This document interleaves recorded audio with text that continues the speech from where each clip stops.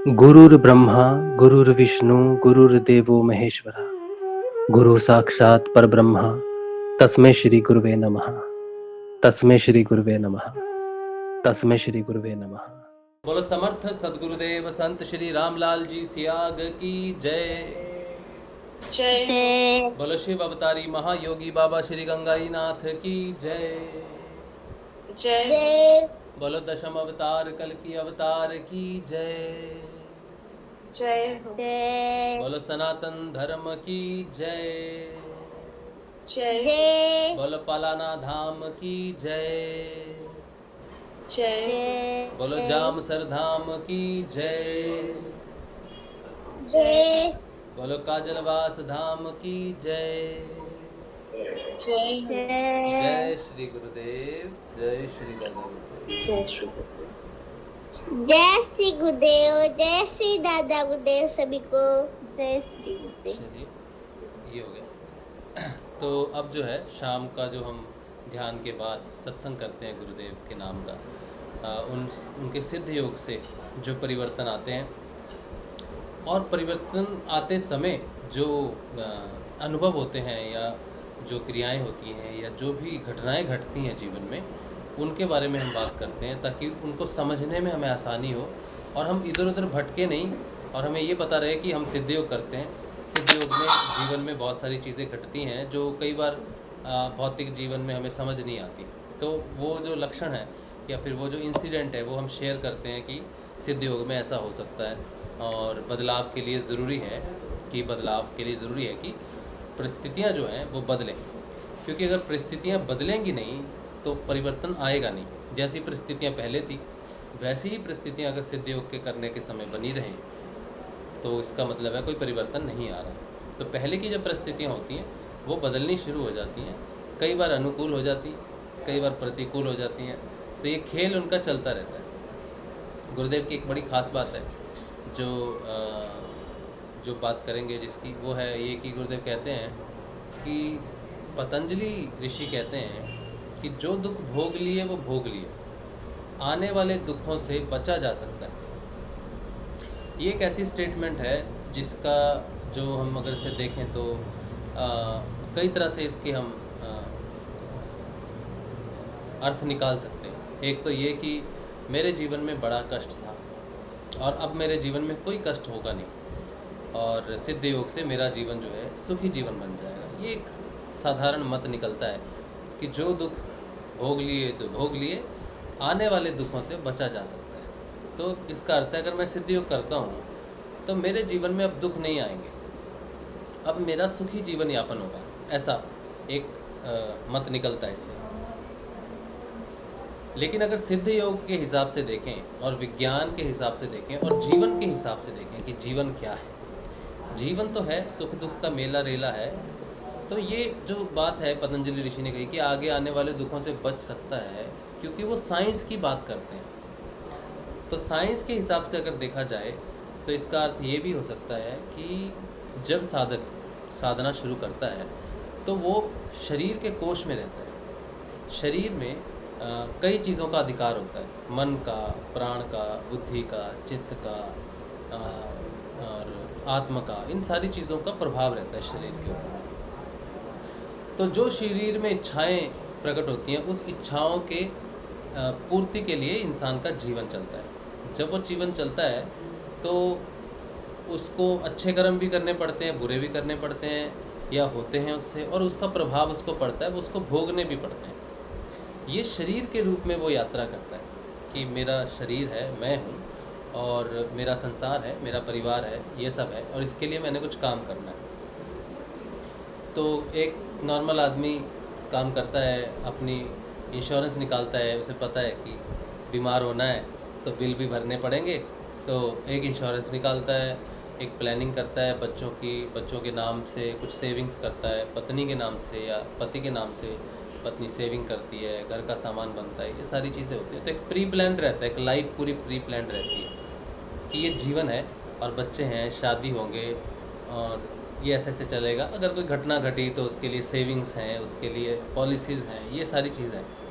ये जीवन एक साधारण जीवन की तरह चलता है और ऐसा ही जीवन चलता आता है। लेकिन जो जीवन परिवर्तन के दौरान परिवर्तन में आ जाता है वो साधना क्षेत्र में प्रवेश कर जाता है। साधना क्षेत्र में प्रवेश करने का अर्थ है कि अपने शरीर से बाहर निकलना, आउट ऑफ बॉडी एक्सपीरियंस। दो तरह के हैं, एक तो आउट ऑफ बॉडी एक्सपीरियंस है कि आपका सूक्ष्म शरीर जो है वो आपके स्थूल शरीर से बाहर निकल जाता है, तो आपको मृत्यु का आभास होता है कि मृत्यु शरीर की होती है। मैं बाहर निकल गया, ये शरीर पड़ा रह गया, तो ये शरीर की मृत्यु होती है, मेरी नहीं होती है। तो वो एक हायर लेवल का स्पिरिचुअल एक्सपीरियंस है, आध्यात्मिक एक्सपीरियंस है। लेकिन आउट ऑफ बॉडी दूसरा भी है कि आउट ऑफ बॉडी चेतना का निकलना का अर्थ है कि हमारे सात शरीर, स्थूल शरीर, सूक्ष्म शरीर जिसे भाव शरीर भी कहते हैं, प्राणिक शरीर फिर आ जाता है, फिर उसके बाद हंस परमहंस शरीर ऐसे भी आ जाते हैं। तो चेतना जो है, जो साधारण इंसान जो पूरा जीवन जीता है परिवार में, वो स्थूल शरीर में जीता है, उसके सारी की सारी चेतना स्थूल शरीर में रहती है। तो जब साधना शुरू हो जाती है तो परिस्थितियाँ चेंज इसलिए हो जाती हैं कि वो उसकी चेतना जो है स्थूल से भाव शरीर में चली जाती है, भाव सूक्ष्म शरीर में चली जाती है, सबटल बॉडी में। उसके बाद प्राणिक शरीर में चली जाती है। प्राणिक शरीर के बाद अलग अलग नामों से बोला जाता है सातों शरीरों को, और फिर हंस शरीर कह लो, कारण शरीर, महाकारण शरीर, हंस, परमहंस और केवल्यपद शरीर। ये केवल्यपद शरीर इन्हें ऐसे कहते हैं। जिस साधक की चेतना जितनी खुलती जाती है, जितना वो अपने विचारों से मुक्त होता रहता है, अपने ख्यालों से मुक्त होता है, अपनी इच्छाओं से मुक्त होता है, संकल्प विकल्प से मुक्त होता है, उतना ही उसका स्पेक्ट्रम वाइड होता रहता है। तो जब वो थोड़ा ऊपर उठ जाता है साधना में, तब वो अपने शरीर से जुड़ी हुई चीज़ों को देखना शुरू कर देता है, और शरीर के लिए जो भागदौड़ मची हुई है उसको शांत करना शुरू कर देता है, उसके कंट्रोल में आ जाती है, उसको दिखनी शुरू हो जाती है सारी चीज़ें। उसके बाद वो भाव शरीर में रह के अपने भाव से जीवन यापन करना शुरू करता है। ये साधक की एक स्टेट है। उसके बाद वो कारण शरीर, महाकारण शरीर में अपने प्रश्नों के उत्तर ढूंढने शुरू करता है। कारण शरीर जो है प्रश्नों की झड़ियाँ लगा देता है कि ये नहीं तो वो क्या है, वो नहीं तो ये क्या है, असल क्या है, नकल क्या है, द्रव्य क्या है, पदार्थ क्या है, चित्त क्या है, तत्व क्या है, ज्ञान क्या है, जीवन क्या है, मृत्यु क्या है। एक शरीर में पहुँच के ये सारी चीज़ें उस पर अटैक करती हैं। फिर वो साधना करता है, साधना से फिर वो अपने उन्हीं शरीर के जो जवाब होते हैं वो अगले शरीर में उसके आंसरों को पाता है बाद में। फिर उसके बाद इसी तरह से चेतना और ऊपर उठ जाती है, तो उसको फिर कारण, महाकारण, प्रश्न और उत्तरों से भी ऊपर उठना शुरू हो जाता है। उसको ये समझ में आ जाता है कि कारण शरीर के जो प्रश्न है वो अनलिमिटेड है, वो कभी ख़त्म नहीं हो सकते, और जवाब भी ख़त्म नहीं हो सकते कभी भी। तो वो अपने प्रश्नों और उत्तरों के जो आध्यात्मिक विज्ञान है उससे भी ऊपर उठ जाता है और एक स्थिति में स्थिर हो जाता है, आनंदमय स्थिति में चला जाता है। फिर उससे भी ऊपर उसको उठना होता है अध्यात्म में कि आनंद भी जो है ये इच्छाओं का अभाव आनंद है। आनंद की अपनी क्या स्थिति है? आनंद की स्थिति प्रकट होती है जब इच्छाओं की तृष्णा ख़त्म हो जाती है, सुख और दुख ख़त्म हो जाते हैं। अब यहाँ पर पहुँचकर जहाँ पर सुख और दुख ख़त्म हो जाते हैं, यहाँ पर गुरुदेव की जो पहली बात है, जो पतंजलि कहते हैं कि जो दुख भोगने थे भोग लिए, आने वाले दुखों से बचा जा सकता है, यहाँ पर वो बात सिद्ध हो जाती है वैज्ञानिक तौर पे। क्योंकि यहाँ पर पहुँच के, इस शरीर की चेतना में पहुँच के, वो शरीर से होने वाले दुख, उसकी डिमांडों से होने वाले सुख, उसकी डिमांड ना पूरी होने के कारण दुख, भाव के कारण फंसे हुए रिश्ते, धर्म, उनके कारण होने वाले दुख, और फिर प्राणों में फंसी हुई चेतना, मृत्यु, जन्म, ये सारे के सारे भाव, इन सब से जब वो ऊपर उठ जाता है तो ना तो उसको शरीर से मिलने वाले सुख और दुख महसूस होते हैं, ना भाव से जुड़े हुए रिश्ते और नाते उसको दुख देते हैं, ना प्राणों से जुड़ी हुई मृत्यु और जीवन उसको दुख देता है, ना ही उसको कारण और महाकारण, विज्ञान, शरीर के प्रश्न या अध्यात्म के या दुनिया के प्रश्न और उनके जवाब ढूंढने के लिए उसे व्याकुल रहना पड़ता है, कोई कोशिश नहीं करनी पड़ती। वो ऐसी स्थिति में होता है जहाँ पर उसे सारी चीज़ों से मुक्ति मिल जाती है। यहाँ पर उसके जीवन में जो भी दुख या सुख आता है वो उस पर प्रभाव नहीं करता। अब वो किसी भी सुख और दुख से मुक्त हो जाता है। तो पतंजलि अगर ये स्टेटमेंट देते हैं कि आने वाले दुखों से बचा जा सकता है, इसका अर्थ ये है कि तूफ़ान आएंगे, आंधी भी आएगी, लेकिन तुम उस आंधी से या तूफ़ान में न बह जाओ या उन चीज़ों का प्रभाव तुम पे ना पड़े, इतने सशक्त तुम हो सकते हो अगर तुम साधना करो। अगर हम अपने जीवन में ये सोचें कि पतंजलि जी ने कह दिया कि आने वाले दुखों से बचा जा सकता है और मैं साधना करूंगा और मेरे जीवन में कभी कोई दुख नहीं आएगा, तो समझ लो मृत्यु होने वाली है, क्योंकि मृत्यु से ही इस शरीर के दुख खत्म हो सकते हैं, वरना नहीं हो सकते। क्योंकि आपको उठना पड़ेगा, बैठना पड़ेगा, कुछ ना कुछ करना पड़ेगा, चलना पड़ेगा, काम करना पड़ेगा, कहीं ना कहीं आपको दुनिया की तरफ से इधर से उधर से कुछ ना कुछ भाव प्रकट होते रहेंगे, वो होते रहेंगे। तो ये कभी ख़त्म नहीं हो सकता। शरीर में रहकर दुखों का अंत कभी नहीं हो सकता। हाँ, शरीर में रहकर अगर चेतना शरीर से बाहर चली जाए या चेतना शरीरमय कोश से, अन्नमय कोश से ऊपर उठ जाए, तो सारी आंधियाँ, तूफान, सुख और दुख किस पे गिरेंगे? शरीर, अन्नमय कोश पे गिरेंगे, प्राणमय कोश पे गिरेंगे, भावमय शरीर, मनोमय कोश में गिरेंगे। प्रश्न उत्तर, तूने ये किया, तूने वो किया, क्यों किया, कैसे किया, उनको जवाब देना, उसको टैकल करना, उसको तथ्य देना, ये सारी चीज़ें, ये सारी, देखो आदमी अगर अपने मन से, प्राण से और शरीर से ऊपर उठ जाए तो प्रश्नों से ऊपर उठने में उसे समय लग जाता है। प्रश्न आएंगे, फिर वो उत्तर देने के लिए तत्पर रहता है कि मैं, जैसे पहले क्या होता था, जब शंकराचार्य जी जब आए थे, तब वहाँ पर उनकी जो चेतना होती थी वो चौथे पांचवें शरीर में रहती थी, कारण महाकारण शरीर में रहती थी, प्रश्न उत्तरों में रहती थी। तो तर्क वितर्क होते हैं, ज्ञान तर्क होते हैं, ज्ञान वितर्क होते हैं, ज्ञान का विस्तार किया जाता है, वो सारी चीज़ें वहीं से की जाती हैं। तो वहाँ से भी दुख मिलता है, वहाँ से भी दुख मिलता है कि आज मैंने तर्क किया और आज मैं जीत गया, आज मैंने विज्ञान का एक नया रूप प्रकट किया, मैं खुश हो गया, या फिर आज मैं विज्ञान को समझ नहीं पाया, मैं दुखी हो गया। तो वो भी, वहाँ तक भी वो पीछा करते हैं, जहाँ तक हम अपने आप को स्थापित करने की कोशिश करते हैं या जहाँ तक हम अपने आप को जस्टिफाई या फाइंड आउट करने की कोशिश करते हैं, जहाँ तक हमारी खोज है, जहाँ तक हम खोज कर सकते हैं अपनी, वहाँ तक हमें रोकने वाली चीज़ें होती हैं। क्योंकि खोज बाकी है तो रोकने वाली चीज़ें भी बाकी हैं। अगर खोज पूर्ण हो जाए तो फिर चिंता की बात नहीं है, फिर कुछ नहीं है। तो प्रश्न उत्तरों तक, कारण महाकारण शरीर तक भी आपको सुख और दुख पीछा कर सकते हैं। तो अगर पतंजलि कहते हैं कि बचा जा सकता है, उनका अर्थ ये है कि तुम्हारी चेतना को ऊपर उठना पड़ेगा।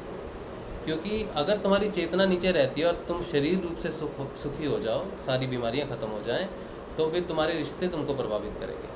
कल को तुम्हारी माता जी का देहांत होगा या पिताजी का होगा, फिर तुम आगे चलोगे तो किसी और का देहांत होगा, तुम्हारे चहीते दोस्त हैं, तुम्हारी और भी जिम्मेदारियां हैं, वो बदलेंगी, लोगों के दुख होंगे, वो तुमको प्रभावित करेंगे। तो अगर तुम अपनी ओर से सुखी भी हो जाओ तो भाव तुमको सुखी होने नहीं देंगे, फिर प्राण तुमको सुखी होने नहीं देंगे। तो अगर आने वाले दुखों से तुमको बचना है तो उसका मूल अर्थ ये है कि तुम्हारी चेतना को ऊपर उठना पड़ेगा, और उसको उठाने का तरीका सिर्फ एक ही है कि साधना की जाए। और साधना भी ऐसी हो जिसमें ये तीनों वृत्तियों से सम्मिलित कर्म जो है वो निष्काम हो जाए। निष्काम का अर्थ है काम, निष् का अर्थ है कि खत्म हो जाना, और काम का अर्थ है लालसा। लालसा का अर्थ है भोग, भोग की चाह। तो निष्काम अगर उन्होंने कह दिया कि हम कोई भी कर्म करें, चाहे वो हम किसी भी वृत्ति में हैं, चाहे इवन सतत वृत्ति में है, तो हमें निष्काम करना है, यानी कि हमें भोग का, कर्म का भोग की लालसा को छोड़ना है। ठीक है, काम को जनरली हम भोग विलास से संबंधित करते हैं, और अगर हम कहें कि काम वासना, तो हम उसको शरीर से जोड़ते हैं कि काम वासना का अर्थ है शरीर की वासना, लेकिन काम का अर्थ है किसी चीज़ को प्राप्त करने का लालसा, इच्छा। ठीक है, इच्छा को ही काम कहा जा सकता है। कई रूप से काम है। भागवत काम, जो ईश्वर पाने की इच्छा, अगर मुझे ईश्वर को पाना है, गुरु को पाना है, तो वो भी काम ही है, क्योंकि काम है लालसा, ईश्वर को पाने की लालसा। तो जब हम कहते हैं कि निष्काम करना है, तो काम हर रूप से काम है, हर रूप से काम को ख़त्म होना पड़ेगा। शून्य स्थिति में तो ईश्वर को पाने की भी जिज्ञासा नहीं होनी चाहिए, है ना, क्योंकि इसमें तो डिफाइन नहीं किया कि कौन से काम इंक्लूड किए हैं कृष्ण ने। कृष्ण ने तो बोल दिया निष्काम। तो तेरे को पाने के लिए भी तो हमें भागवत काम की ज़रूरत है ना। तो वो इच्छा भी ख़त्म हो जाती है कि तेरे को मुझे पाना पड़े, क्योंकि अगर मैं तेरे को पाने की इच्छा करता हूँ तो मैं तेरे को अपने से अलग करता हूँ, क्योंकि पाया उसे ही जा सकता है जो अलग हो। तो जब उन्होंने कहा निष्काम, तो मुझे पाने की भी इच्छा ख़त्म हो जाए, यानी कि मैं ही हूँ, तू भी मैं ही हूँ, तो वहाँ पर मैं ख़त्म हो जाता है, सिर्फ तू ही बचता है। जब गुरु नानक देव जी की एक पंसारी की दुकान थी, वो उनके पिताजी की, और उनको बिठा दिया दुकान पे। तो जब कोई आया लेने के लिए तो उन्होंने शुरू किया देना, कहा कि 1 2 करके तोलते थे, और जब 13 नंबर पे पहुंचते थे तो कहते थे 13, सब 13, सब 13। तो लुटा रहे थे दुकान। तो उनकी शिकायत की कि ये तो 13 से आगे नहीं बढ़ रहा। तो उनके घर वाले समझ नहीं पाए उस समय कि 13 का अर्थ क्या है, 13 पे क्यों अटका हुआ है बंदा। तो 13 का अर्थ है कि निष्काम हो जाना, ठीक है, तू मेरा और मैं तेरा, ख़त्म हो गया, मतलब वो सिस्टम ख़त्म हो गया। तो कहने का अर्थ है कि निष्काम कर्म करने से ही हम जो है दुखों से जो है, जो मुक्ति हमें चाहिए, वो साधना कर रहे हैं, नाम जप रहे हैं, इसलिए दुख नहीं आएंगे, शरीर में बीमारी नहीं आएंगी। अगर ऐसा सोचते हो, ठीक है, तो बड़ी मुश्किल हो गई आपके लिए। अगर आप ये सोचते हो कि आगे आने वाले दुखों से बचा जा सकता है, इसका अर्थ ये है कि मुझे दुखों से ऊपर उठना है। दुखों ने छोड़ना नहीं है शरीर को, दुख कभी नहीं छोड़ेंगे शरीर को। अब इसकी एग्जांपल मैं आपको देता हूँ। लोग कहते हैं कि रामकृष्ण परमहंस को कैंसर था गले का, विवेकानंद को भी काफ़ी गंभीर बीमारियां थी, डायबिटीज़ भी थी उनको, जहाँ तक मैंने सुना है। तो अब उनको दुख आ रहे। अब हम कहें कि यार विवेकानंद तो समाधि तक डेवलप है और रामकृष्ण परमहंस तो परमहंस की स्थिति में है, तो फिर इनको दुख क्यों आ रहा है? पतंजलि जी पूछ सकते हैं ना क्वेश्चन। पतंजलि कहेंगे हाँ, मैंने जो कहा बिल्कुल सही है कि दुख तो इनके शरीर का। अब इनको ये पूछो कि इनको बीमारी से दुख हो रहा है क्या, तो विवेकानंद कहेंगे नहीं हो रहा मुझे। परमहंस जी को पूछो कि आपके शरीर को दुख हो रहा है कैंसर से, तो आपको वो क्या जवाब देंगे कि उनको दुख हो रहा है। वो उस दुख से ऊपर उठे हैं, शरीर वही है, शरीर को ही है रोग, लेकिन चेतना इतनी ऊपर उठ गई कि कैंसर का दुख उन्हें दुख नहीं लग रहा था। ठीक है, वो सिर्फ एक मार्ग है उसको छोड़ने का, शरीर को छोड़ने का। तो ये सच्ची बात है कि जब शरीर से ऊपर चेतना ऊपर उठने लगती है, और चेतना ऐसी जगह पे स्थिर होती है जाके जहाँ पर किसी भी प्रकार का कोई भी दुख आपको टच ना कर सके, वैसी स्थिति जो है वो साधना में प्राप्त की जा सकती है। तो जो दुख भोग लिए सो भोग लिए, आगे आने वाले दुखों से बचा जा सकता है। इसका अर्थ सीधा मुक्ति से, ठीक है। और मोक्ष की अगर साधना है तो शरीर में रह के अगर चेतना शरीर में ही सोचेंगे भोग इसको कष्ट नहीं होंगे, तो फिर वो समझने में थोड़ा मुश्किल हो जाएगा, ठीक है। ये थोड़ा सा एक चीज़ है गुरुदेव की जो लोगों को भ्रमित करती है। लोग आते हैं सिद्ध योग में और कहते हैं कि देखो गुरुदेव ने कहा कि आने वाले दुखों से बचा जा सकता है, वो इस तरह से प्रचार करते हैं सिद्ध योग का। और जो नए लोग जुड़ते हैं वो ये सोचते हैं कि मेरे शरीर में रोग है और ये रोग मेरा अभी ठीक हो जाएगा और मैं दुखों से मुक्त मिलूँ, क्योंकि उनके लिए, उनको आप समझाने जाओगे सुख क्या है, दुख क्या है, आनंद क्या है, तो वो आपको छोड़ के भाग जाएंगे और कहेंगे बकवास मत करो, इतना समय नहीं है हमारे पास। तो उनको ये चीज़ें समझाई नहीं जा सकती, ग्राउंड लेवल पे किसी आपको भी नहीं समझाई गुरुदेव ने, नहीं समझाई जा सकती। ये चीज़ों को समझना पड़ता है साधक को अपने आप। तो अगर जब आप जाते हो कहीं, प्रचार करते हो, प्रसार करते हो, जो कुछ भी आप बोलते हो, कहते हो कि ये गुरुदेव ने कहा है, तो गुरुदेव ने जो कहा है बड़े सोच समझ के कहा है। और हमें ये समझना पड़ेगा, लोगों के प्रश्न जब आएंगे आप प्रचार करोगे कि भाई मेरे तो दुख दूर नहीं हुआ, और अभी भी कुछ लोग हैं जो कहते हैं ना कि मेरी बीमारी ठीक नहीं हुई, या फिर मुझे ये बीमारी है, मंत्र से मुझे कोई फ़र्क नहीं पड़ता, मेरी बीमारी में रत्ती भर भी फ़र्क नहीं पड़ता। तो मंत्र का इफ़ेक्ट जो है वो जो देखना चाहते हैं अपने शरीर पे देखना चाहते हैं। शरीर में जब तक चेतना है तब तक मंत्र शरीर पे अगर इफ़ेक्ट करता भी है तो आप उसे देख नहीं सकते। शरीर पे अगर इफ़ेक्ट देखना है तो आपको शरीर से ऊपर उठना पड़ेगा, भावों पे देखना है तो भाव से ऊपर उठना पड़ेगा, प्राण से देखना है तो प्राण से ऊपर उठना पड़ेगा, अपने प्रश्नों का हल चाहिए तो उससे ऊपर उठना पड़ेगा, आंसर से भी ऊपर उठना पड़ेगा। तो जब तक ऊपर नहीं उठेंगे तब तक नीचे दिखेगा नहीं। तो ये मूल अर्थ है जो मैं आपके साथ शेयर करना चाहता था, मुझे महत्वपूर्ण लगा तो मैंने आपके साथ शेयर किया इसको। अच्छा, अब जो है कुछ प्रश्न हैं यूट्यूब पे, तो वो प्रश्न देख लेते हैं क्या हैं, और अगर उनका कुछ समाधान हो सकता है गुरु कृपा से तो शेयर करते हैं। आप सबको जय श्री गुरुदेव। नमन बिष्ट कुछ कह रहे हैं, आज मुझे फिर कहा किसी ने कि जब गुरुदेव का संजीवनी मंत्र सारे रोग सही कर सकता है तो आँखों का चश्मा नहीं उतर सकता क्या? Question mark. ऐसा क्यों? हाँ, तो मैंने वही बात कह दी कि ये जो चश्मा है ना, ये आँखों पर नहीं है, ये चेतना पर है। लोगों की चेतना निम्न स्थिति की है, और वहाँ पर आप उनको समझा नहीं सकते कि ये चश्मा जो है आपका टेस्ट है, एक बैरियर होता है। गुरु शरीर नहीं है। जब हम किसी गुरु से मिलते हैं तो हम पहले उसे देखते हैं, उसके शरीर ही पहले इंप्रेशन डालता है। तो पहला टेस्ट तो साधक का वही हो जाता है कि वो गुरु धारण करने आया है या शरीर रूपी गुरु को धारण करने आया है। जो इस चश्मे से आगे उस शक्ति तक पहुंच जाता है, शरीर से पीछे पहुंच जाता है, वो उसकी चेतना भी ऊपर जा सकती है। जो साधक गुरु को शरीर मान के चेतना ध्यान करते हैं, उनकी चेतना चाहे वो हजारों वर्ष तक जाप करते रहे, संजीवनी मंत्र का जाप हजारों वर्ष तक करते रहे, लेकिन अगर वो सोचते हैं कि हमारे गुरुदेव श्री रामलाल जी सियाग का ये शरीर है और बाकी लोग अन्य हैं, बाकी लोग अन्य हैं और गुरु का शरीर यही है, तो उनकी चेतना कभी भी अन्नमय कोश से ऊपर नहीं उठेगी, क्योंकि उनके लिए गुरु की सर्वोत्तम पोजीशन जो है वो उनका शरीर है। तो आपके लिए अगर गुरु की सर्वोत्तम पोजीशन शरीर है तो आपकी चेतना वहीं रहेगी, क्योंकि आपको तो डेवलप कर दिया गुरुदेव ने जहाँ तक आपके गुरुदेव हैं, क्योंकि गुरु से ऊपर शिष्य कैसे जाएगा? जितनी ऊपर रस्सी है उतना ही तो ऊपर जा सकता है। तो आपकी सोच की रस्सी अगर चश्मे तक है तो चश्मे तक ही पहुँच पाओगे, यानी कि शरीर तक। ये मैं आपको नहीं कह रहा, ये मैं उन साधकों को कह रहा हूँ जो देखते हैं कि इनको चश्मा लगा हुआ है, तो उनकी चेतना वहीं तक ही जा सकती है अगर वो गुरु को इस रूप में धारण करते हैं। तो गुरु को फिर धीरे, और अगर आप आज कहो कि मेरे गुरु पर ब्रह्म हैं, परमेश्वर हैं, सर्वेश्वर हैं, चेतन है, चैतन्य है, एकत्व है, ओमकार है, निराकार ईश्वर है, साकार ईश्वर है, तो आपकी चेतना ऊपर पहुंच जाएगी, तो भी भूल है आप, तो भी नहीं पहुंचेगी।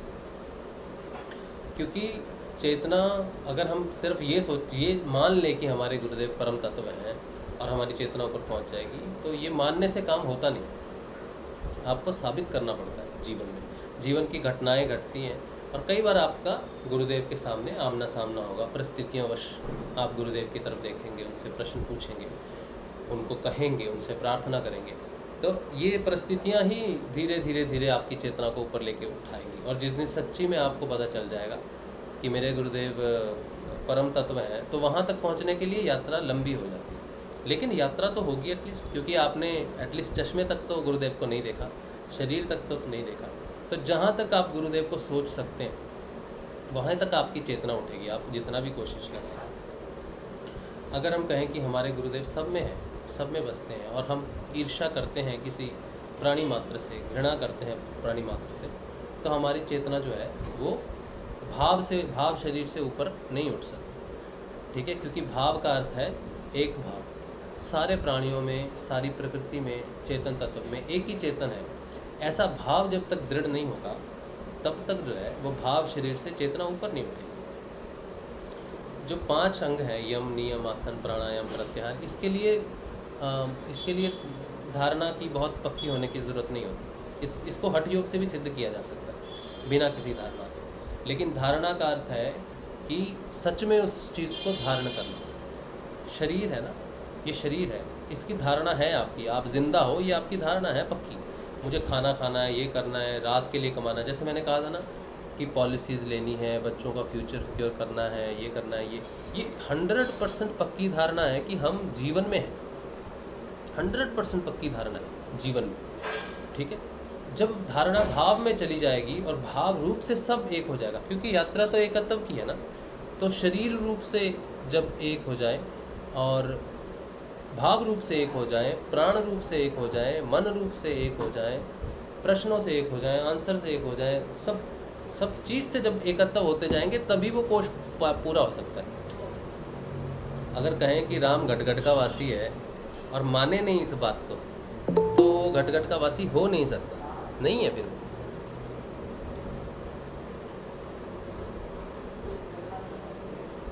तो कहने से बातें नहीं बनती, उस चीज़ में उतरना पड़ता है उस चीज़ को, और ये बहुत मुश्किल काम है। तो भाव से ऊपर चेतना नहीं उठ सकती कभी भी, अगर भाव में एकत्व नहीं है तो। अच्छा, तो ये बात है नमन जी, कोई दिक्कत की बात नहीं है। एक क्या हज़ारों भी आपको आकर कहें कि चश्मा लगा हुआ है, तो आपको ये समझ जाना चाहिए कि दुनिया कहाँ फंसी हुई है अभी, कौन से कोष में है और आपने कहाँ जाना है।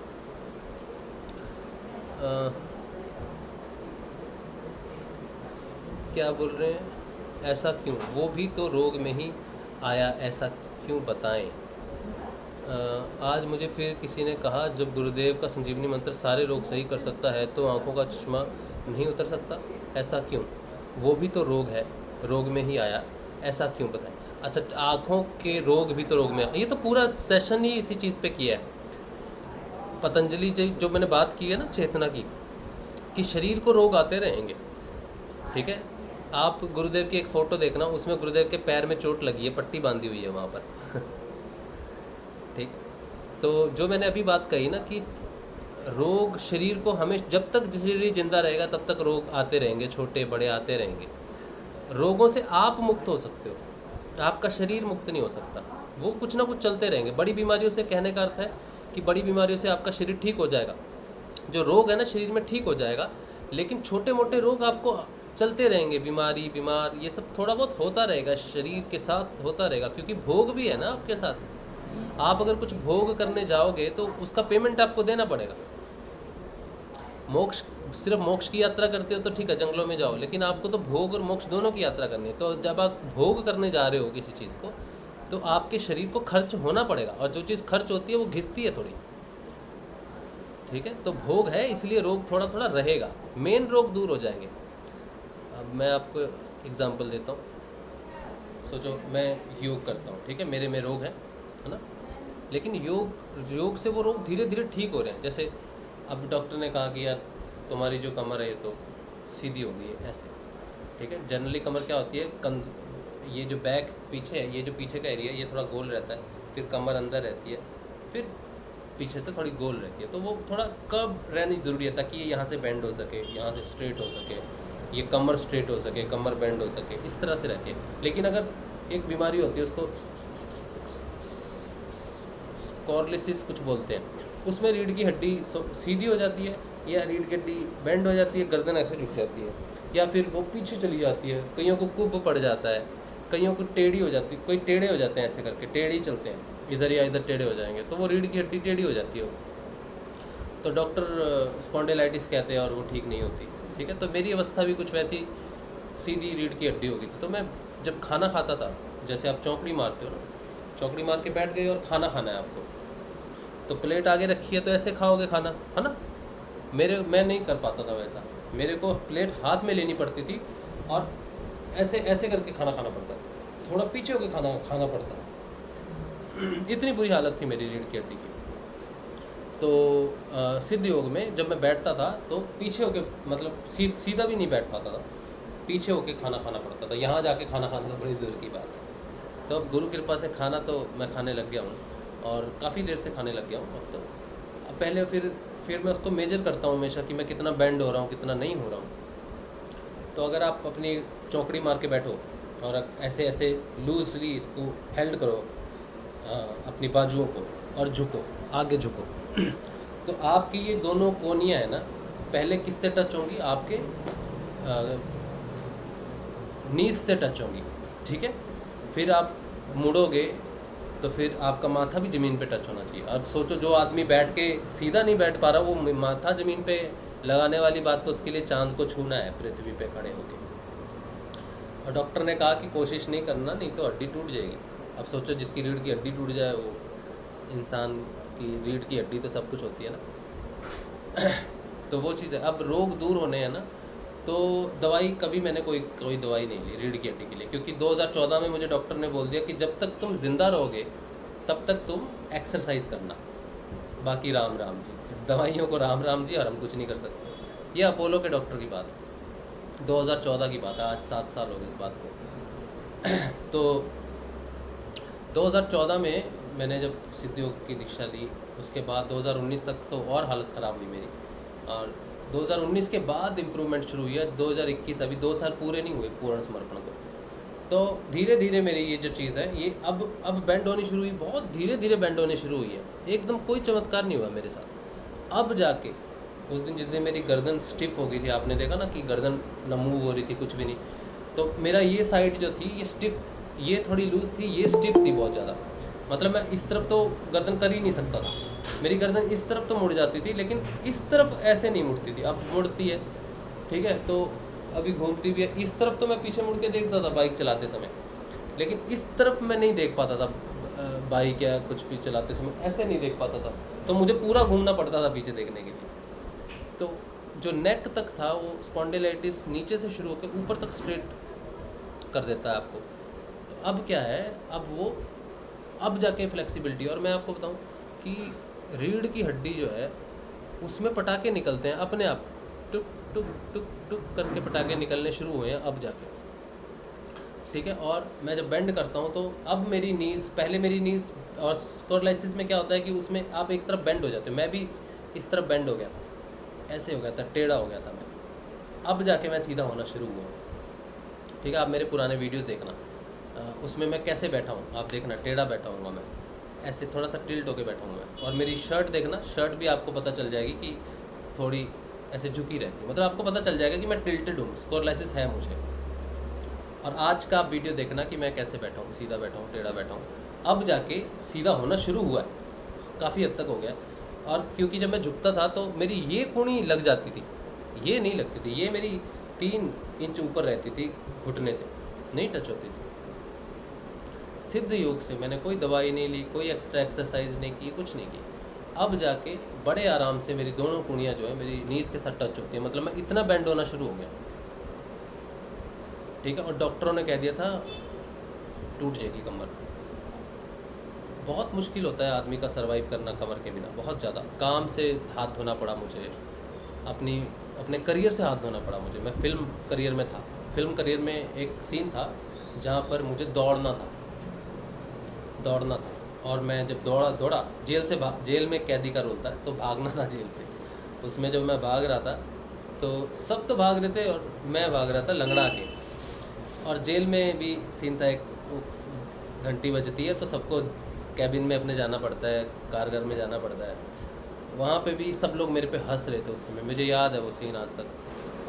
तो बोलते थे भैया, और उस पिक्चर में मेरे जो फादर का रोल कर रहे थे उनके घुटने का ऑपरेशन होना था, तो मुझे छेड़ते थे, बोले फिल्म में तेरे घुटने का ऑपरेशन होना चाहिए, तेरे बाप का नहीं, क्योंकि तेरी हालत ख़राब है, तो तू ना चल सकता है ना दौड़ सकता है, और तुझे रोल मिला हुआ है, मेन रोल मिला हुआ है। तो मैंने उस समय मुझे बड़ा फील हुआ। उसके बाद मैंने काम खुद छोड़ दिया, क्योंकि वो कहते थे कि फ़ाइट सीन होगा या कुछ भी सीन होगा तो उसमें भागना है, दौड़ना है, क्योंकि हर काम में फ़िटनेस की ज़रूरत है आपकी। मैंने जितनी मेहनत उस काम के लिए की थी कि मैं करूँगा उस काम को, जीवन में आगे बढ़ाऊँगा, कुछ करूँगा लाइफ में, वो मेरा बीमारी की वजह से बंद हो गया। जॉब मेरी चलेगी बीमारी की वजह से, काम नहीं कर पाता था, लेट पहुँचता था, परफॉर्म नहीं कर पाया बहुत चीज़ों में। तो ये, और डॉक्टरों के पास गया तो डॉक्टरों ने जवाब दे दिया। अब कौन है आपका जीवन में मेडिकल साइंस जवाब दे देती है, बाकी सारी चीज़ें जवाब दे देती हैं। ईश्वर भी कुछ नहीं करता, ईश्वर का लगातार नाम जाप करता था, कुछ नहीं। गुरुदेव को पकड़ा, गुरुदेव ने फिर 5 साल जब तक मैंने समर्पण किया तब तक उसमें फ़र्क भी नहीं पड़ा। पहले महीने में बिल्कुल ठीक लगा मुझे, फिर वापस वही हालत हुई। और 5 साल बाद जब पूर्ण समर्पण, गुरु की महत्ता को समझा कि गुरु शरीर तो है ही नहीं, गुरु तो परम तत्व है। जब चेतना शरीर से ऊपर उठी गुरु के, तब जाके मेरी चेतना शरीर से ऊपर उठनी शुरू हुई। और अब जाके जब सब घटनाएं घटती हैं, अब जब चेतना जैसे जैसे ऊपर उठ रही है वैसे वैसे शरीर ठीक हो रहा है। शरीर एकदम से शरीर ठीक हो जाएगा, निरोग हो जाएगा, अब मुझे मालूम चल गया कि वैसा चमत्कार होते नहीं। इसीलिए साइंस है, प्रॉपर साइंस है। और आज जाके जब गर्दन अटकी मेरी, उसके बाद मेरी यहाँ पे खींच मेरे को पड़ा, पता नहीं क्या न्यूरॉन सिस्टम मेरे चेंज हुए हैं, क्या क्या पूरे इस यहाँ ये स्नायु तंत्र में कौन सी नसें खुली हैं, क्या हुई है, नहीं पता। लेकिन वो गर्दन अकड़ने के बाद जैसे जैसे गर्दन रिलीज़ हुई है, मेरी बैक भी रिलीज़ हुई है पीछे से। लोअर बैक की बात कर रहा हूँ मैं। अभी अपर चेस्ट वाला मेरे को, जहाँ गुरुदेव के चरण है ना नीचे में, जहाँ पे हमारी पसलियाँ मिलती हैं, जहाँ पे हमारा लिवर है और जहाँ पर पसलियाँ, हार्ट के नीचे जो पसलियाँ होती हैं, तो उसके नीचे जो पसलियाँ होती हैं वो टच करती थी किसी अंग को, लीवर का या किसको मुझे मालूम नहीं।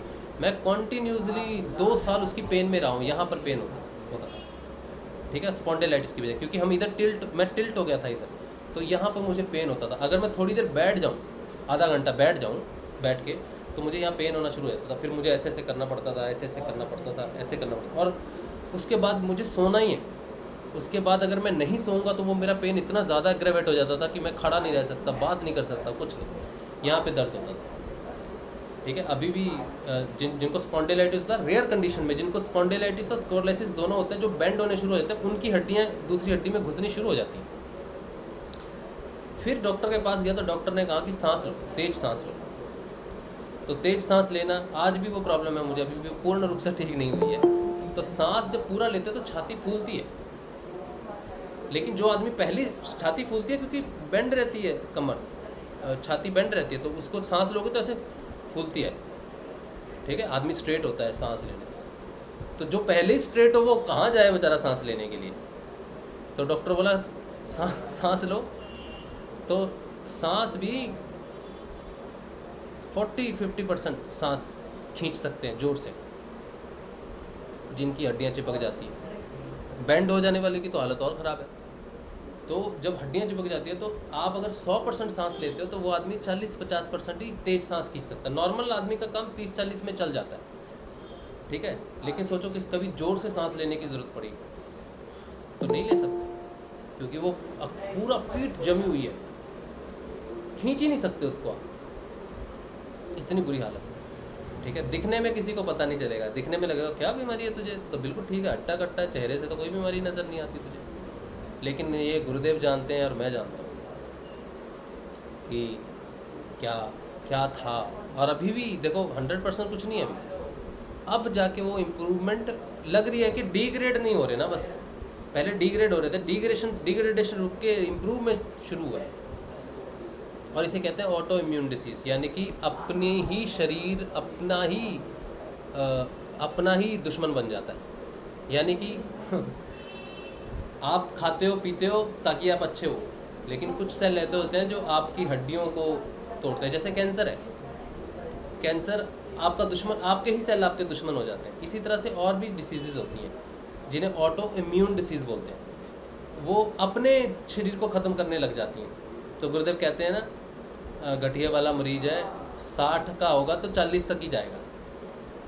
इसका अर्थ यही है कि शरीर 60 तक जाना चाहता है, लेकिन अपना ही शरीर दुश्मन होकर उसकी 20 साल उम्र घटा देते हैं और उसका सारे अंग प्रत्यंग अंदर से जकड़ जाते हैं और बहुत ख़राब हालत होती है, बहुत ख़राब हालत होती है। तो जो ये रोग हैं, जो लोग पूछते हैं कि रोग ठीक होते हैं, रोग ठीक होते हैं, रोग ठीक होते हैं, लेकिन चेतना का बहुत बड़ा इफ़ेक्ट है। ये बहुत गहरी साइंस है और इसको जब तक आप करोगे नहीं, समझोगे नहीं, तब तक समझ में नहीं आएगी। आज जाके मैं बेंड हो सकता हूँ, आज जाके मैं खाना खा सकता हूँ। आप मेरे पिछले सारे वीडियोस देखना, पिछले जो थोड़े वीडियोस है, मैं आपको ऐसे बैठा हुआ दिखूंगा, ऐसा बैठा हुआ दिखूंगा, अभी मैं आपको ऐसा बैठा हुआ दिखूंगा। तो ये और ये इतना फ़र्क है। ये किसी को मैं बता रहा हूँ, आपको समझ में आएगा, ठीक है, कि क्या हालत हो सकती है, कितनी तकलीफ हो सकती है बैठने में। और गुरुदेव ने बैठने के लिए आज मुझे चेयर दी है और जब मेरी हालत ख़राब थी तो मुझे टूल पे बिठाते थे, ठीक है। चेयर भी नहीं थी और चेयर रख भी नहीं सकते थे, चेयर होती भी तो रख नहीं सकते थे, हमारे घर में इतनी जगह नहीं थी, ठीक है। तो वहाँ पे बैठ के जब हम सेशन करते थे, ठीक है। और अब जो है, अब जाके सिद्ध योग से मेरे कंधे पीछे से आगे आने शुरू हुए और ये हिस्सा ऊपर उठना शुरू हुआ है और लोअर बैक झुकनी शुरू हुई है और मेरी कूनियाँ जो है मेरी नीज के साथ टच होनी, पहली बार दो दिन से पहली बार मैं टच हुआ और इतनी मुझे आनंद लग रहा था, गुरुदेव की तरफ मैं देख रहा था। मैंने कहा कि टच करवा दिया आपने, तो बात अभी तो सिर की है कि सिर नीचे तक जाना चाहिए। मुझे पता नहीं कि आगे की यात्रा क्या है, कैसी है, कोई श्योरिटी कुछ चीज़ की नहीं है, कोई गारंटी आज की अवस्था से कल की गारंटी दी जाए ऐसा कुछ नहीं है, ठीक है। लेकिन बात ये है कि यात्रा किसकी कितनी तेज़ चल रही है। और तेज़ यात्रा चलने का एक और मैं आपको बताता हूँ। तेज़ यात्रा जो कहते हैं कि कैसे हमारी यात्रा तीव्र हो, कैसे हमारी यात्रा अच्छी चले, क्यों परिवर्तन नहीं आता। मन जो है, जब हम साधना करते हैं तो मन बड़ा विशिष्ट है, बड़ा विशेष है।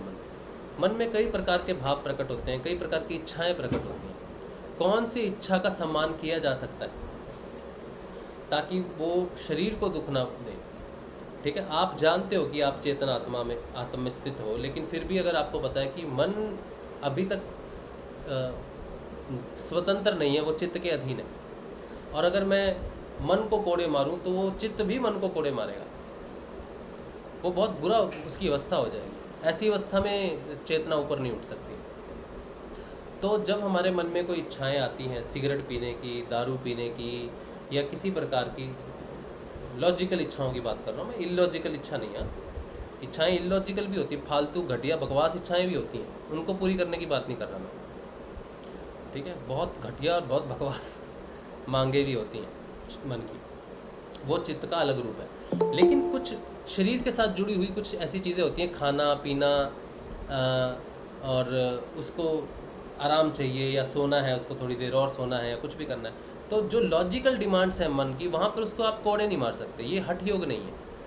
इसीलिए गुरुदेव कहते हैं एक बोतल की जगह 2 पी लें, क्योंकि उसको मुक्त कराने की बात है। इच्छाओं को रोक के नहीं बढ़ा जा सकता। तो अगर तीव्र गति से करनी है साधना तो अपने आप को फ्री छोड़ना पड़ेगा, बिल्कुल फ्री छोड़ना पड़ेगा, यानी कि मन को फ्री छोड़ना पड़ेगा, तभी वो काबू में आएगा, ठीक है। तो तीव्र साधना का एक ही है कि मन को आज़ाद होना बड़ा ज़रूरी है, तभी वो कहना मानेगा आपका, तभी वो सही समय पे शांत होगा जब शांत होने की ज़रूरत है। उसकी इच्छा पूरी नहीं होगी तो वो भी शांत होकर बैठेगा नहीं। तो ये भी एक चीज़ है, ठीक है। तो चलो आगे देखते हैं क्वेश्चन क्या है। मेरे ख्याल से नमन काफ़ी डिटेल होगी इस बात पे। तो अच्छा, उसके बाद सुनील कुमार बिश्नोई की आईडी से जो प्रश्न है वो है ये है, जय श्री गुरुदेव, मेरे जपा जाप चल रहा है लेकिन वो महसूस कभी कभी होता है, ऐसा क्यों? जब खेचरी लगती है तब गला सुल जाता है और रस आता है, तब कितनी देर के लिए आता है? इसके बारे में कुछ बताइए। मुझे नहीं लगी अभी तक खेचरी मुझे, खेचरी का मुझे कोई अभ्यास नहीं है।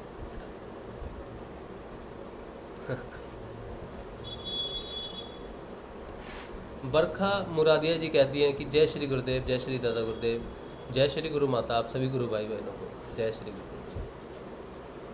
अच्छा, बस यही लिखा है आपने, प्रश्न नहीं है कोई। अच्छा, उसके बाद सुनील कुमार बिश्नोई जी के जपा चलता है तब मंत्र जाप करने में कठिनाई आती है।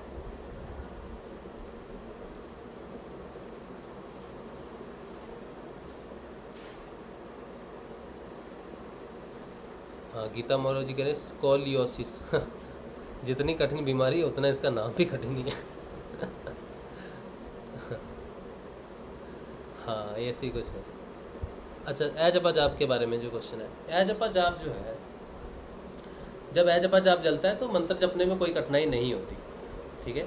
और बात यह है कि एजपा जाप का अर्थ है कि पहले अब हमको याद करना पड़े भी मंत्र जपना है, मंत्र जपना है। एजपा जाप का सुख ये है कि घबराने की ज़रूरत नहीं है, कोई बात नहीं, चल तो रहा है ना अंदर, तो याद करके जपने की ज़रूरत नहीं पड़ती। जब याद आ जाए तब जप लेना चाहिए। जपा जाप का ये बहुत आसान सी बात, बहुत ही सुख है जपा जाप का कि हर समय याद करने की ज़रूरत नहीं पड़ती। जब याद आए तब थोड़ी देर के लिए 6-7 बार दिन में मंत्र को जप लेना चाहिए जब जपा जाप लगे। और कठिनाई मंत्र जाप को जपने में तब तक आती है जब तक हम ये सोचते हैं कि मंत्र से हमने तेज़ जपना है, धीरे जपना है, बदलाव। देखो, मंत्र हम जपें, देखो कि जब हम जपते हैं ना तो इजी मंत्र जब हो जाता है, समझ में आ जाता है जब, तो उसको जपते हैं ना। देखो मेरी उंगली की तरफ देखना,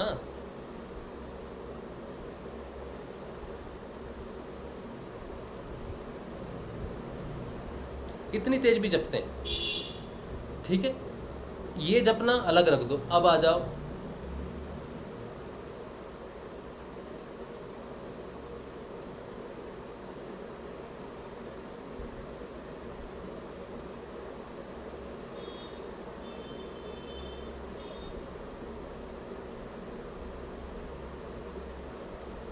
ये भी एक जपना है। अब आप ये बताओ कि ये जो चल रहा है और ये जो चल रहा है, इसमें शांति कहाँ है? तेज वाले में या धीरे वाले में? जितना आराम से जपो, जितना आराम से जपो, जितना उसमें डूब के जपो, उतना आपको आनंद मिलेगा और मन का शांति का अनुभव होगा। जो व्यक्ति जितनी तेज जपते हैं वो उतने ही अशांत मन में रहते हैं। उन्हें लगता है कि तेज तेज जप लिया तो आज मैंने 1,00,000 बार जप लिया या मैंने आज 1000 बार जप लिया तो मेरा उद्धार हो जाएगा, मुझे अजब अजब लग जाएगा। नहीं लगेगा। जो व्यक्ति उसमें डूबता है, उसके रस को पाता है, उसके नशे में, नशा है, जो धीरे धीरे जप रहा है उसको नशा हो जाएगा उस चीज़ का।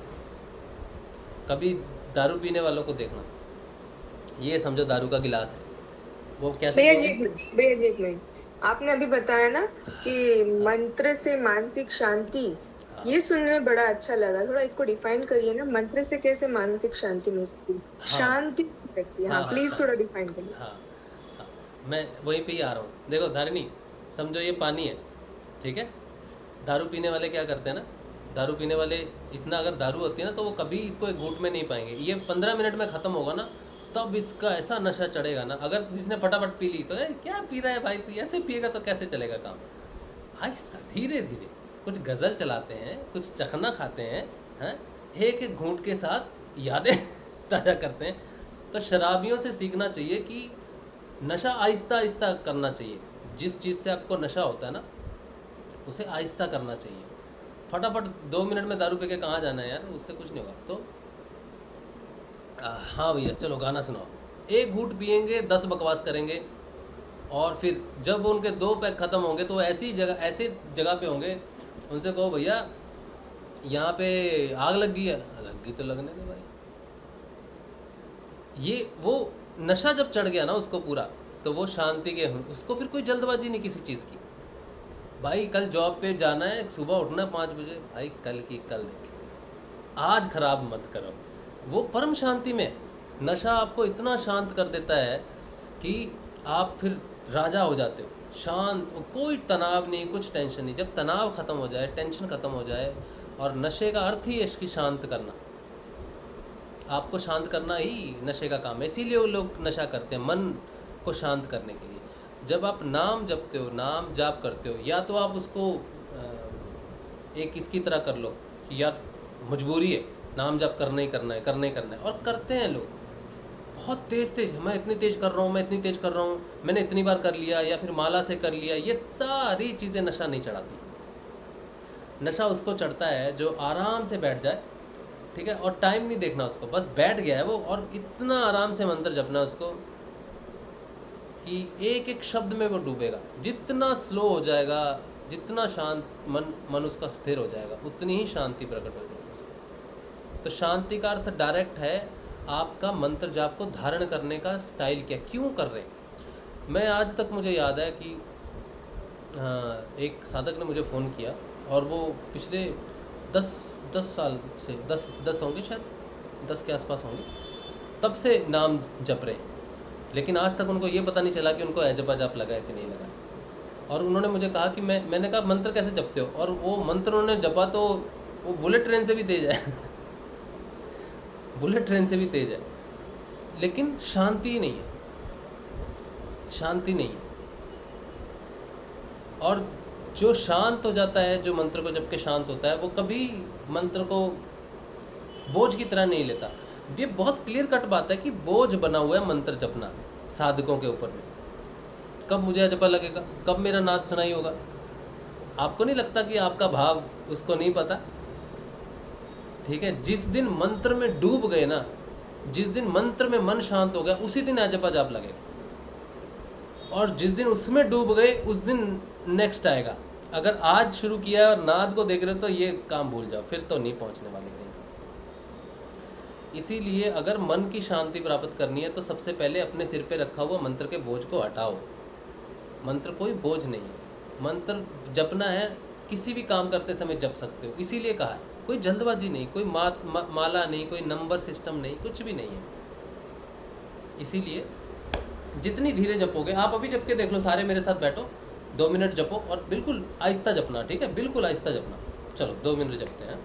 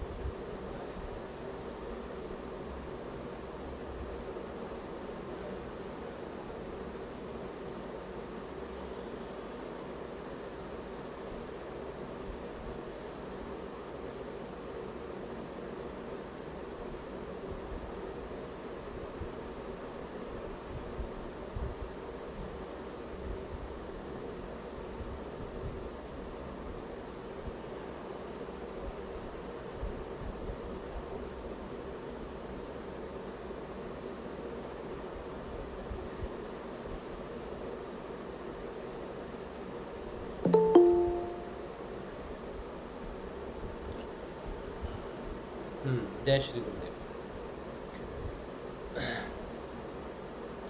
तो देखो, जब हम धीरे जप रहे हैं ना, तो धीरे होता ही मन अंतर ध्वनियों को सुनना शुरू कर देता है। हार्ट सांस पे सबसे पहले ध्यान जाता है आपका कि मैं सांस ले रहा हूँ। सांस रोक भी लेते हो थोड़ी देर के लिए शुरुआती तौर पे कि मैं मंत्र जप रहा हूँ। सांसों पे ध्यान केंद्रित हो जाता है धीरे जपने से। तो उसके बाद फिर आपको नब्ज़ सुनाई देगी, हार्ट बीट महसूस होगी, या फिर जहाँ पे अपने हाथ रखा है वहाँ पर आपको धक धक महसूस होगा। कहीं भी आपको वो महसूस होना शुरू हो जाएगा। अंतर ध्वनियाँ सुननी शुरू हो जाती है, अंतर जगत की हलचल सुननी शुरू हो जाती है, और ये शांत मन का ही है। उसके बाद आप शांति से पंखे की आवाज़ भी अगर आपको आ रही है ना, तो उस पर भी आप ध्यान लगा सकते हो। पंखे की आवाज़ आपको सुनेगी, या जो भी चीज़ है जहाँ भी आप ध्यान केंद्रित, अब आपके हाथ में है ध्यान, आप कहाँ उसको केंद्रित कराते हो? अंतर ध्वनियों पे केंद्रित करवाते हो, बाहर केंद्रित करवाते हो, कहाँ लेके जाना चाहते हो मन को? तो मन को पहले शांत करना ज़रूरी है। तो शांत उसको मंत्र से ही किया जा सकता है। जितना आहिस्ता, जितना नशा उसको मंत्र से होगा, धीरे धीरे होगा, उतना ही शांति उसको प्राप्त होगी। मन का शांत होना ही शांति है। फिर उसको कहीं भी लगा दो। अभी देखो, हम ध्यान कर रहे थे तो मेरी इच्छा नहीं हो रही थी, अभी कोई लॉगिन करने की कोशिश कर रहा था तो मैं उसको अप्रूव करूं, मुझे इसकी भी इच्छा नहीं हो रही थी। ठीक है, बाद में कर, कोई बात नहीं। तो आपका मन शांत हो जाएगा बिल्कुल। बाहर क्या घटना घट रही है इंपॉर्टेंट नहीं है। ये है नशा, ये है शांति मन की। तो तेज भागने की ज़रूरत नहीं है मंत्र जाप के लिए। ए जपा जाप लग जाए, मुझे लग गया, नहीं लग गया, छोड़ दो, कोई बात नहीं। आप मंत्र जप के जितना नशा ले सकते हो ना, उसकी बराबरी नहीं। फिर धीरे धीरे तो नशे होते रहते हैं, खैर वो चढ़ते रहते हैं, लेकिन शुरुआती साधकों के लिए मैं बोल रहा हूँ, ए जपा जाप के पीछे भाग कर अपने मंत्र जप को तेज मत करो, या फिर उसको इर्रेगुलर मत करो। नाद के पीछे जाके अपने उसको मत करो, जब तक वो नहीं लगते नहीं अपने आप लग जाएंगे। जितना मन शांत करके इसकी तरफ लगा दोगे, जब अपने आप ही लग जाएगा। और हर समय तो आप इतनी स्लो जप नहीं सकते। जब आप एक्टिविटी करने लग जाओगे ना, तो वो उसकी नॉर्मल रिदम ऑटोमेटिकली आ जाएगी।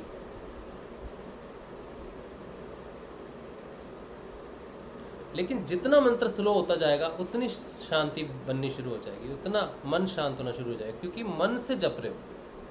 जब आपको अंदर ए जपा जाप लगेगा या होगा, उसकी तीव्रता बहुत तेज होगी, उसकी तीव्रता बहुत तेज है। लेकिन मन आप जब जपोगे तो आप शांत होने चाहिए, आपको तीव्रता की ज़रूरत नहीं है। ये डिफरेंस है थोड़ा सा, ठीक है। अच्छा, उसके बाद तो कुछ नहीं है प्रश्न, कुछ है? हाँ, मंत्र के बीच में दूरी आती है, आने दो, क्या बात है, कोई बात नहीं। अच्छा, प्रश्न का जवाब मिलते ही मंत्र जाप सही चलना शुरू हो गया। तो यही है कि कोई बात नहीं, क्या दूरी आ रही है, क्या, कुछ भी नहीं सोचना, बस धीरे आराम से जपो। जब बैठे हो तो आराम से उसका जाप करो। एक्टिविटी में हो तो नॉर्मल। हाँ जी भाई, हाँ जी पूर्ण समर्पण कैसे करते हैं वो जरा आप समझाएंगे? पूर्ण समर्पण तो देखिए, ये तो विषय जो है बहुत बड़ा है। और पूर्ण समर्पण यही है कि आसपास की घटने वाली घटनाएं, जीवन में जो घटनाएं घट जाती है जिन पे हमारा अधिकार नहीं है, उनको हम ईश्वर इच्छा समझ के अगर एक्सेप्टेंस करने लग जाएं कि इसे मैं तो रोक नहीं सकता था, या फिर इसे मैं बदल नहीं सकता था, तो अगर मेरे साथ होती है या मेरे प्रभाव में होती है, तो मैं उसमें शांत रहूं और गुरु इच्छा मान के उसे अपनी साधना का अंग मानूं, हिस्सा मानूं, तो ही समझ में आती है कि मन शांत होगा। पूर्ण समर्पण का भी मन के साथ ही सारा कनेक्शन है एक्चुअली। समर्पण, अब देखो, बाहरी समर्पण का भी हमने कहा था कि हम अगर बाहर जितने उलझते हैं, या बाहर लोगों से उम्मीदें लगाते हैं, या सोचते हैं कि बाहर से हमें कुछ ऐसा मिल जाएगा जिससे मुझे कुछ परिवर्तन हो जाएगा, तो बाहर का समर्पण पहले होना ज़रूरी है गुरुदेव पे, कि जो भी है, जो भी प्रभाव पड़ना है या जीवन में बदलना है, तो वो कोई पदार्थ रूप में कुछ भी परिवर्तन नहीं आता साधना में। जैसे यानी कि भगवत गीता में कहते हैं ना कि पूर्ण स्थित प्रज्ञ रहना। क्या कहते हैं? स्थित प्रज्ञ की स्थिति। हाँ, स्थित प्रज्ञा। स्थित प्रज्ञ की स्थिति, यानी पूर्ण समर्पण को पूर्ण समर्पण का नाम दे सकते हैं स्थित प्रज्ञ स्थिति? नहीं, स्थित प्रज्ञा का अर्थ होता है ज्ञान। स्थित प्रज्ञा का अर्थ होता है स्थित ज्ञान, मतलब एक ज्ञान जो स्टेबल है, स्थिर है, ठीक है, जो अपनी भावनाओं के या फिर स्थितियों के दौरान डगमगाता नहीं, जो ज्ञान प्रकट है वो प्रकट है, चाहे सिचुएशन हमारे अधीन है या हमारे अनुकूल है या सिचुएशन हमारे प्रतिकूल है, हमारा ज्ञान बदलना नहीं चाहिए या डगमगाना नहीं चाहिए। जैसे हमारी इच्छाएं या हमारा स्वभाव बदलता है, लेकिन स्थित प्रज्ञा नहीं बदलता। स्थित प्रज्ञा का अर्थ है कि वो ज्ञान हमेशा अटल है, अटल विश्वास भी इसे कह सकते हैं। ठीक है, तो स्थित प्रज्ञा को अटल विश्वास के साथ लगा सकते हैं कि अगर जीवन में कोई मुश्किल आए तब हमें वो जो ज्ञान हमें प्राप्त हुआ है कि गुरु ही महान है, वो स्थित प्रज्ञा में रहना चाहिए कि हाँ अभी भी वो महान है, चाहे मेरी स्थितियाँ मेरे अनुकूल नहीं है, तो उस समय वो डगमगाना नहीं चाहिए। तो उसको विश्वास के साथ डेफिनेटली कनेक्ट कर सकते हैं स्थित प्रज्ञा को। ठीक है जी, अच्छा ओके।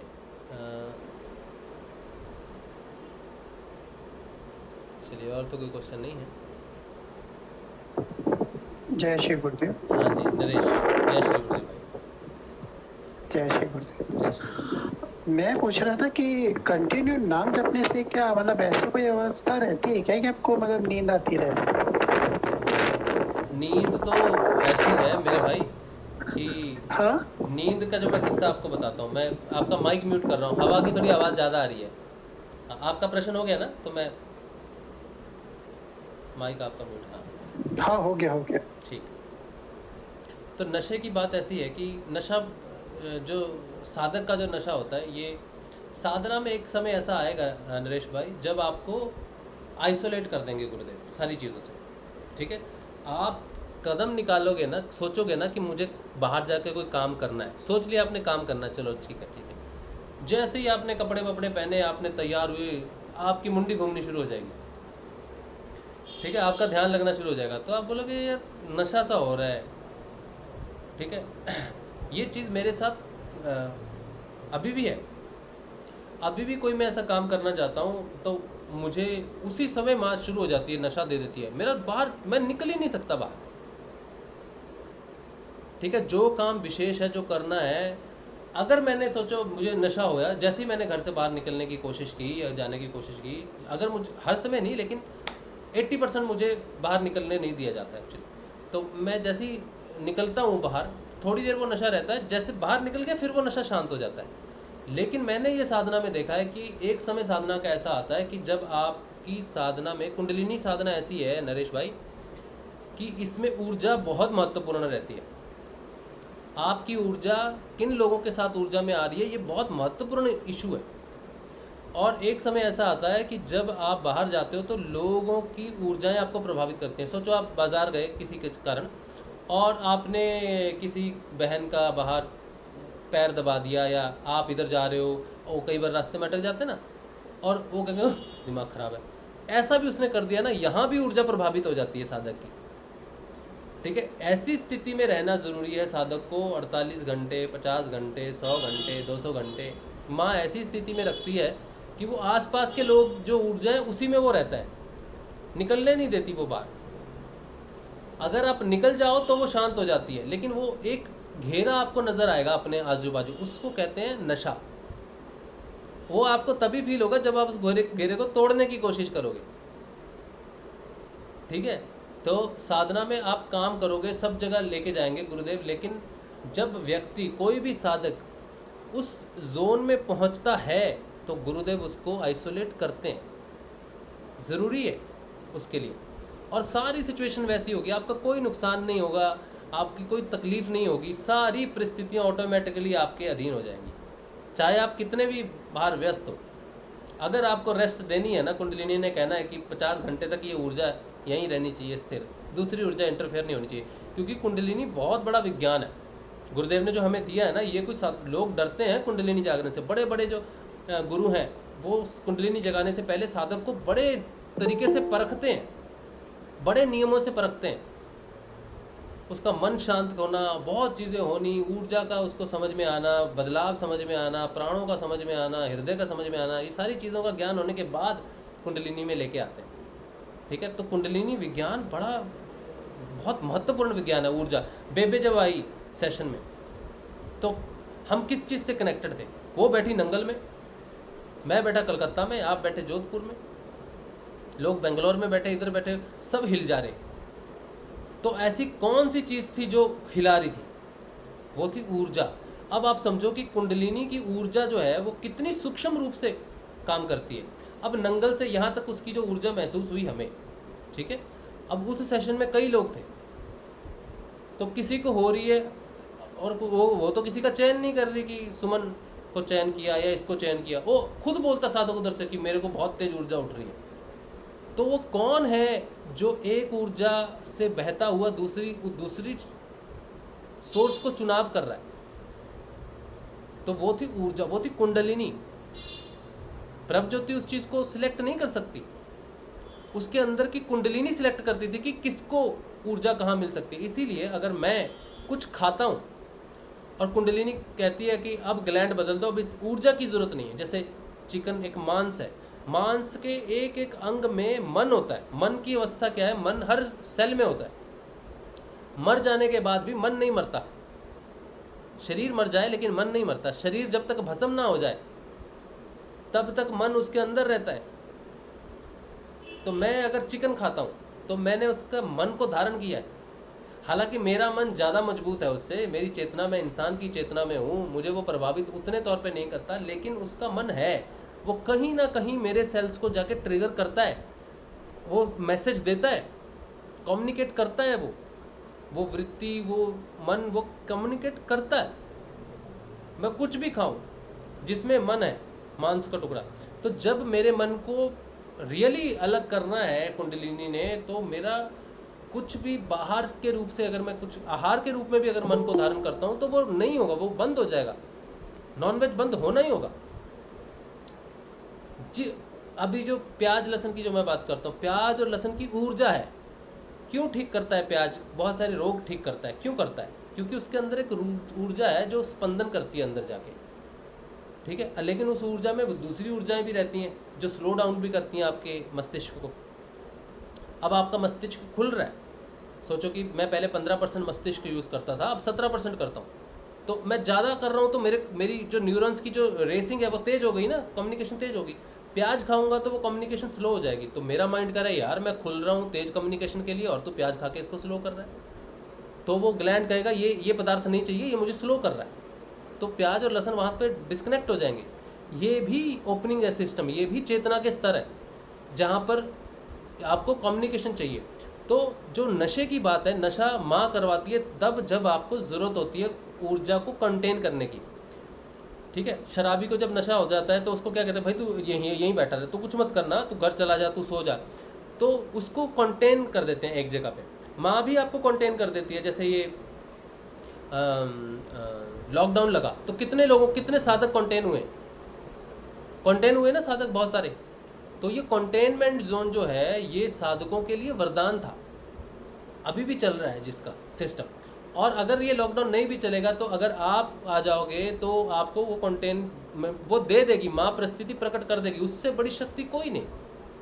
अगर वो नंगल से बैठी एक टीवी के माध्यम से, एक कंप्यूटर के माध्यम से यहाँ तक ऊर्जा ला सकती है, ठीक है, तो उसके लिए कोई बड़ी बात नहीं है आपको आजू बाजू आपका सेटलमेंट करना। लेकिन वो कभी कभी इंटरफेयर, जब आपकी बहुत ज़रूरी आपको बाहर जाना होता है तो इशारा मिलता है, आपको ऊर्जा महसूस होती है कि मैं एक स्पंदन में हूँ। क्योंकि मैं बाहर निकल, जैसे लक्ष्मण रेखा थी तो माँ जब बाहर निकल रही होगी लक्ष्मण रेखा से तो उसने प्रभाव महसूस किया होगा, रोका होगा। इसी तरह से आप, मैं, जितने भी साधक हैं वो एक जोन में रहते हैं जो ऊर्जा का जोन रहता है, जिसमें अगर हम उससे बाहर निकलने की कोशिश करेंगे तो हमें नींद आएगी, वो ऊर्जा जागृत होकर क्रिया होनी शुरू हो जाएगी, तो नहीं। लेकिन अगर उसको पार कर जाएंगे, बाहर निकल जाएंगे, तब फिर वो ऊर्जा आपको उतनी परेशान नहीं करती। फिर आप बाहर का काम करके फिर उसमें आ सकते हो। ये रियल एक्सपीरियंस है मेरा। ऊर्जा के क्षेत्र को मैंने समझा हुआ है, इस चीज़ को मैंने एक्सपीरियंस किया। और ऐसा बहुत बार होता है, मैं तैयार होता हूँ मार्केट जाने के लिए और बैठ जाता हूँ। मैं कहता मेरा मन ही इच्छा नहीं हो रहा, मेरे तो सिर घूम रहा है, मेरे को तो नशा सा हो रहा है। तो मेरी वाइफ बोलती लो आज का भी खाना हो गया। अभी जैसे कुछ समय से है, काजलवास से आने के बाद में बस मन में एक ही चीज़ है कि नाम जपता रहूँ बस। पता नहीं कुछ वीडियो सुनना सब छूट गया, बस यही है कि नाम जपो कंटिन्यू। हाँ। अब कंडीशन ये है कि जब से काजलवास से आया हूँ मैं पूरी रात सपने में काजलवास में ही हूँ। अच्छा। मैं सुबह उठता हूँ थोड़ा कंफ्यूज हो जाता हूँ, मैं घर पे हूँ या काजलवास में उठा हूँ। अच्छा। तो ये पता नहीं क्या चेतना चल रही है कि हाँ। सुबह थोड़ा सा माइंड वो हो जाता है कि हाँ मैं उठा हूँ तो घर में हूँ, पर पूरी नाइट है। अभी मैं 24-25 तारीख से आया हूँ और आज सुबह तक की बात है, तो उठने में वही चेतना आती है कि मैं काजलवास में हूँ। अच्छा और फिर वो कंटिन्यू नाम जब कंटिन्यू चल रहा है, तो वो पता नहीं बेवड़ो सी रहती है हालत की, बस आंखें बंद रखूं और बैठा रहूं। ऐसा कुछ। ये ऐसे बिल्कुल बिल्कुल तो बिल्कुल ये स्थितियाँ ऐसी ही हैं, बिल्कुल सही। और भी जब आप काम करने निकलोगे ना, बाहर निकलोगे, तो आपको बैठ जाओगे आप थोड़ी देर, आपको नशा सा होने लग जाएगा, आप फील करोगे, आवरण फील करोगे अपने आजू बाजू, उस आवरण से निकलने की कोशिश करोगे तो शुरू हो जाएगा काम, ऐसा भी फील करोगे आप।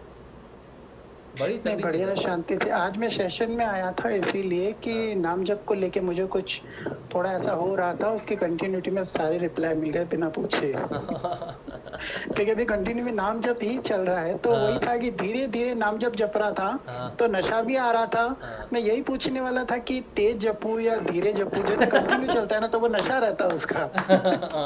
वही टॉपिक मैंने लॉगिन किया और वही टॉपिक चल रहा था, तो मैंने कहा चलो इसी को सुनते हैं। क्या बात है गुरुदेव, मैं हमेशा से, मैंने जितने भी सेशन आज तक किए हैं ना, मुझे हमेशा इस बात का पता चल जाता है कि बोलने वाला तो वही है, ठीक है। और क्योंकि जब थंबनेल बनता है तो मैं सारा भूल जाता हूँ, उसके बाद मुझे याद करना पड़ता है कि डिस्कशन क्या हुआ था, सोचो।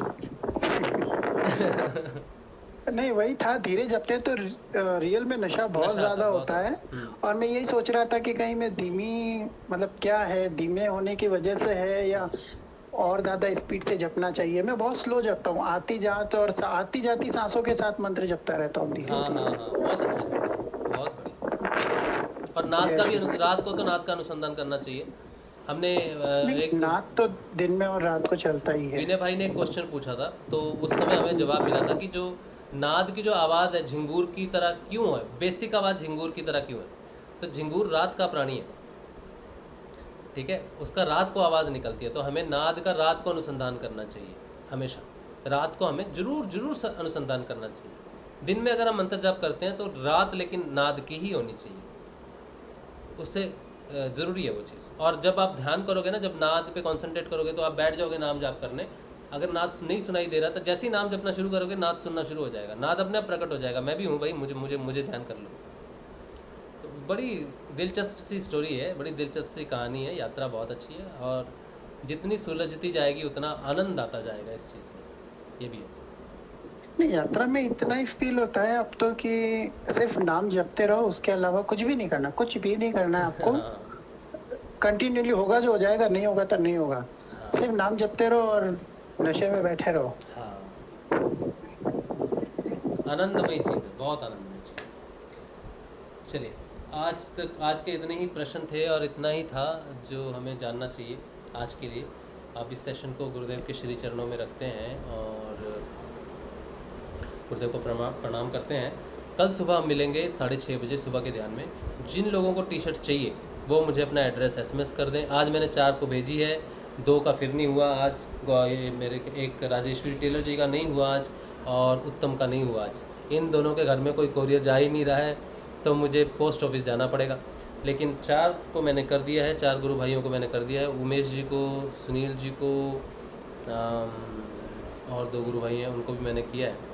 तो हाँ, नहीं इसमें नहीं लिखा हुआ। तो कल भी मैं जाऊँगा, कल भी मैं कोरियर करूँगा कुछ। तो अगर आपने देने हैं अपने कोरियर चाहिए, आपको टी शर्ट चाहिए, तो आप मुझे अपना एड्रेस दे दें, व्हाट्सएप कर दें। आप सबको जय श्री गुरुदेव, जय श्री दादा गुरुदेव।